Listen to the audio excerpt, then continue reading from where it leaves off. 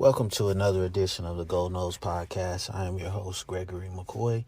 This podcast is by a fan for fans. I am not a journalist. I am not a reporter. I am not an insider. I do not work for a website. The majority of my content comes from me, in my opinion. Other information comes from the internet. I wanted to do something on the undrafted guys out of this year's class from Florida State, but I'm just be honest. I hope all those guys have long careers in the NFL, but I'm just gonna be honest. I really only think one or two of them realistically has a shot to have a long careers in the NFL, and I'm not gonna say any names, but that's just my opinion. It just wasn't a great draft class for Florida State this year. I mean, thank God we had Jermaine Johnson to get drafted in the first round, just to put a bright light on the program. I mean, you just would have never thought that when we got back to the mountaintop in 2013, 2014, that just 7-8 years later we will be, worse off than we were during the Bobby Bowden down years. But college football is such a different game now. It's, I mean, you don't even have to go back 20 years. You can just go back 10 years. You can just go back to 2012. And college football is just the whole landscape of college football has changed to where, I guess athletes have always gotten paid, but it just, with the advent of NIL, I mean, it's just, I love it personally. I don't think there should be any restrictions. I think if USC wants to offer a receiver at Pittsburgh a bag to come to USC, well, what's the problem? Okay, Pittsburgh, you don't have no money? That's the name of the game. So I love that these young men are getting money. They put their safety in jeopardy for entertainment, for a game. And I understand it's their choice to play the game, but still, I think they should get something. I don't think it should be a limit. If a booster wants to pay a player $1 million to come to the school of his liking, the booster's liking, and the kid wants the money to go there, what's the problem? The NCAA and all these schools, they're making billions upon billions, man. So, just for the players to get like a fraction of anything, I love it. It shouldn't be any restrictions. I wish Florida State could find a big time money booster. I really wish they could. This program would be a lot better off for that, with that. I think in short order, you're going to see Miami come back. I don't think they're going to field a team as good as their last national championship team, winning national championship team. That's one of the greatest teams in college football history. But I think I need Miami just to put a blockade around South Florida and keep Clemson out of there. Ohio State, Alabama, Georgia, keep those schools out of South Florida. That's the only. I don't really hate Miami.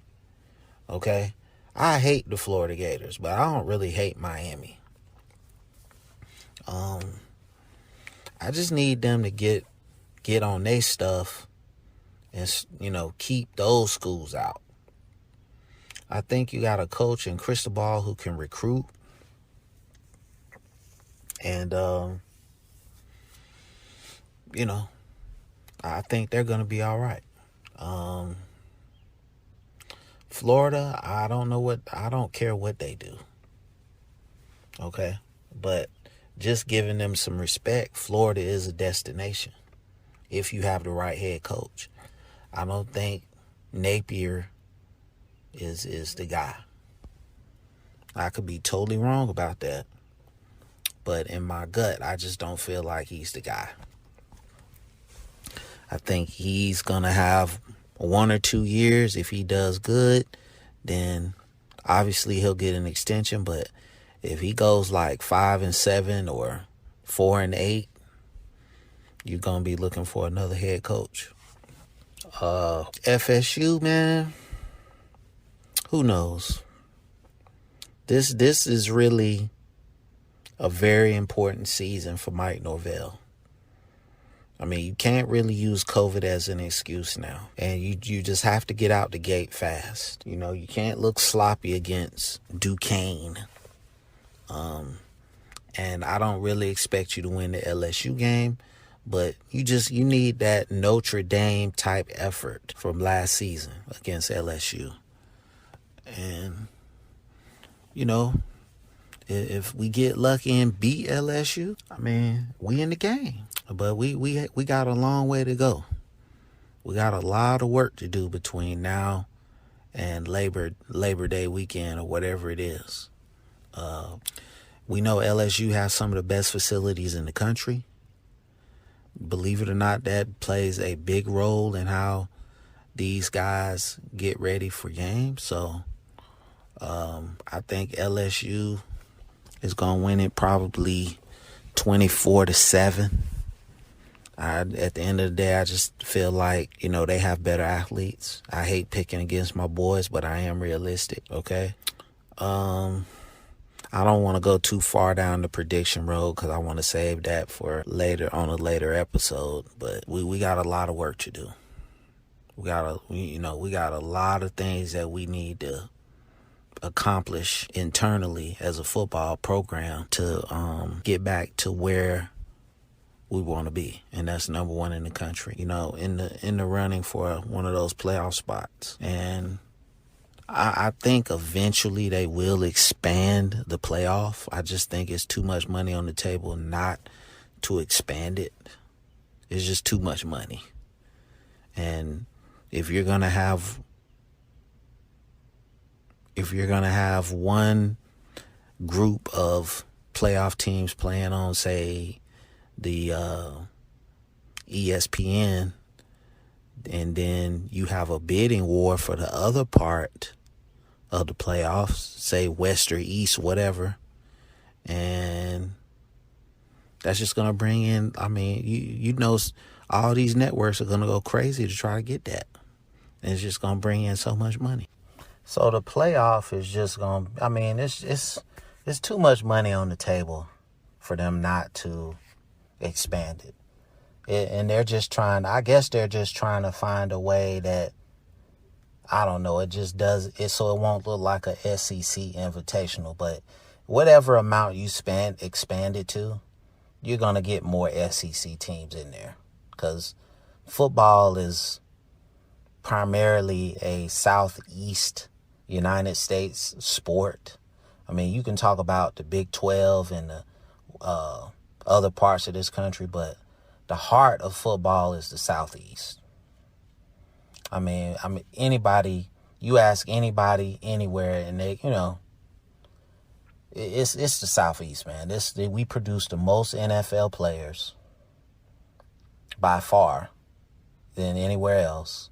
The Southeast is where it's at. So, you know, if the playoff does expand, it would behoove them to put more SEC teams in there. And I hate the SEC, for the record. So, I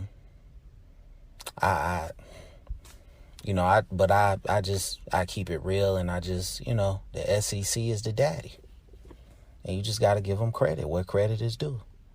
You know,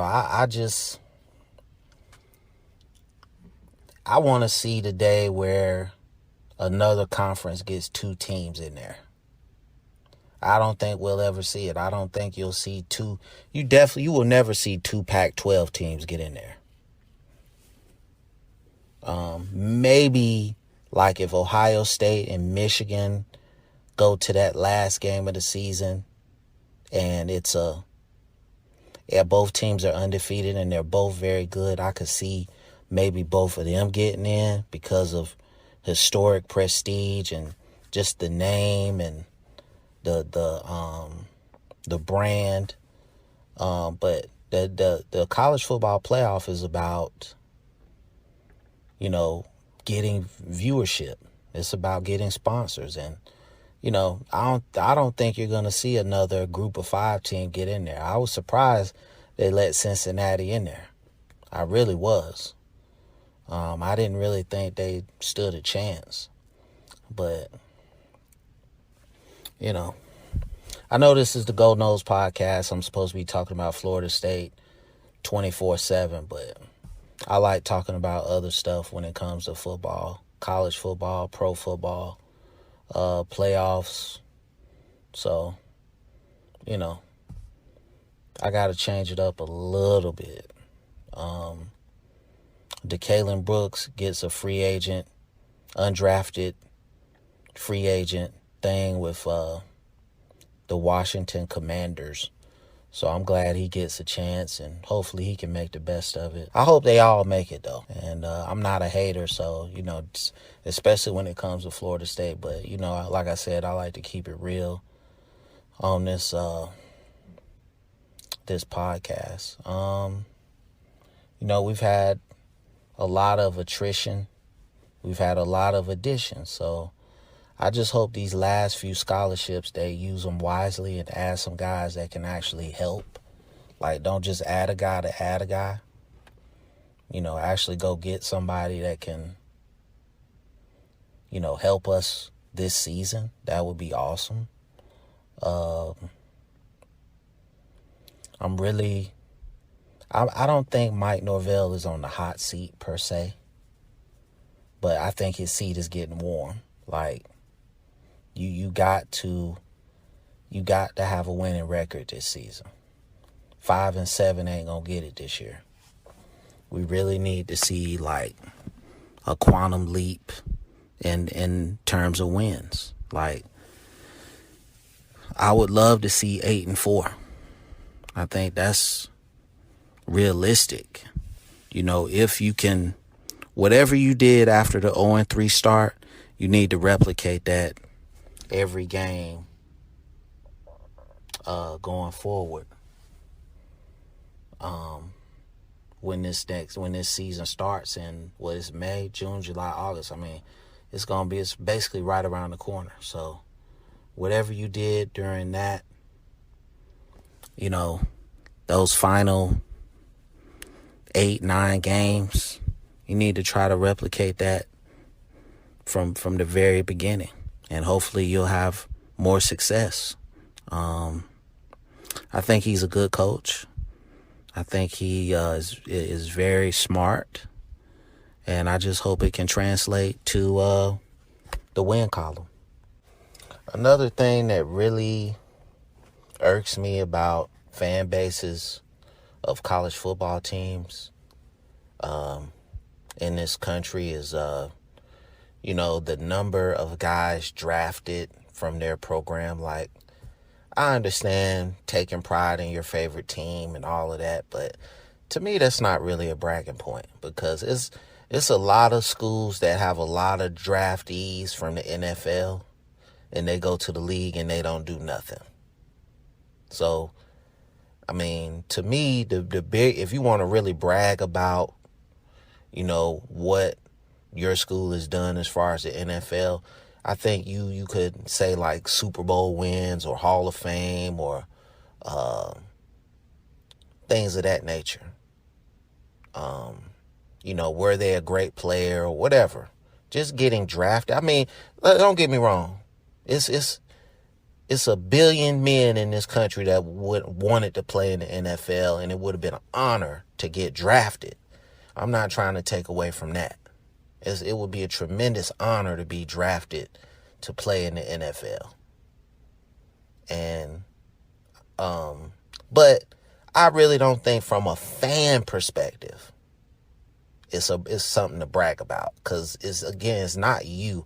If the actual player was like, okay, I did something that, not many people can have done, then I'll accept that from a player, an actual player. But from a fan, I don't really think that's something that, to me, that's going to impress me about your program. If you want to talk about championships, okay. If you want to talk about All-Americans, okay. I mean, what they did at the college level, that would impress me about your team. So, and I said that because I follow a lot of stuff on social media when it comes to college football and, different groups on various social media platforms. And, you just see these things. And I don't brag about that stuff. Like, the national championships for Florida State, once they win them, I take a few months. All right, we won the national championship. Then it's like, let's win the next one. How do we stay relevant? How can we parlay this into multiple top 5 recruiting classes? That's what my thing is. I'm not going to sit here and be like a certain fan base and be like, well, we got 5 national championships. 5 is greater than 3. Like, it's the past, man. It is the past. And, if your team hasn't won a national championship in like 30 years, I mean, there's nothing for you to brag about. I don't care if you make it to the college football playoff. If you don't win it, okay, second place, first loser. And a lot of fan bases don't understand that. They think just having a winning record, having a great recruiting class means something. If your team is not competing for a national championship, it's a moot point. That's the ultimate goal. And I know college football is kind of weird because it's more about making the money than it is winning games and winning a national championship. It's a business, and they try to pretend like it's not a business. And that's what really irks me about college football. It's a business. It's $1 billion entertainment business. And they just try to pretend like, oh, student athlete. And then these guys start getting a little slice of the pie. And then, we got to put regulations in. We got to put guardrails in. Like, let these guys get some money, man. Okay, if businesses and corporations and whoever, as long as it's legal, that's my thing, and they pay their taxes just like everybody else, I don't have a problem with it. But, and I don't want to throw out the race card, but the majority of the players getting money are black, and if, in my opinion, if the majority of players were white, you wouldn't be hearing this. Arch Manning, wherever he goes, he will sign the largest NIL deal in history. Guaranteed.